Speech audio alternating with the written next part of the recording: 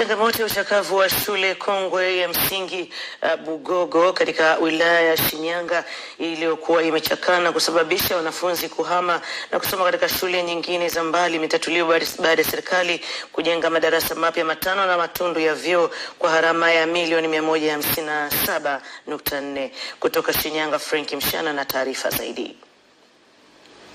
Akizungumzia ukarabati wa shule hiyo na ujenzi wa madarasa pamoja na vyoo, mkurugenzi wa halmashauri ya wilaya ya Shinyanga Dr. Kasanga Kalekwa anasema jamii ya kijiji cha Bugogo pia imeshiriki katika mradi huu kwa kutoa mchango wa nguvu kazi ya thamani ya Laki8 kwa kubomoa vyumba vya madarasa chakavu 6 vilivyokuwa hapo awali na vilivyokuwa vimejengwa kwa udongo. Mradi huu utakapokamilika unatarajiwa kuwa na manufaa yafuatayo: moja, kunufaisha wanafunzi 225 ambao watatumia vyumba hivyo vya madarasa na watakaa kwenye madawati 75 ambapo kila chumba kitakuwa na madawati 15. Nao baadhi ya wananchi wenye wanafunzi waliokuwa wanatembea umbali mrefu kwenda kwenye shule za mbali wameshukuru, huku wakiomba changamoto zingine zilizobaki zitatuliwe.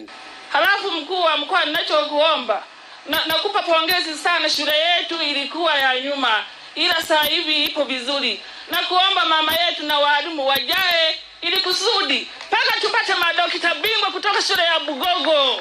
Tunashukuru sana kwa madarasa mazuri yanayopendeza, yanafurahisha hata ukiwa unapita mbali, lakini hii yote ni serikali ya Chama cha Mapinduzi ambayo imefanya kazi kubwa sana.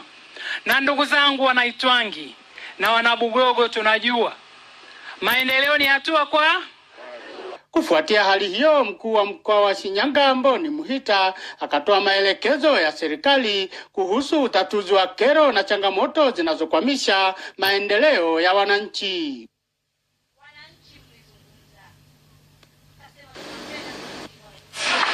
Tunamwamini sana Mheshimiwa Rais, lakini tunaomba mtufikishie salamu kwamba tuna changamoto ya madarasa.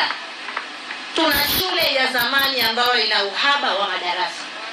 Salamu zile zilifikia Mheshimiwa Rais, na tukihesabu kwa siku ni chini ya siku 90, kiasi cha milioni 157.4 kiliingizwa kwa ajili ya kujenga madarasa 5, lakini na vyoo matundu 12. Kutoka hapa katika shule ya msingi Bugogo iliyoko katika kata ya Mwamala, halmashauri ya wilaya ya Shinyanga, mimi ni Frank Mshana, ITV.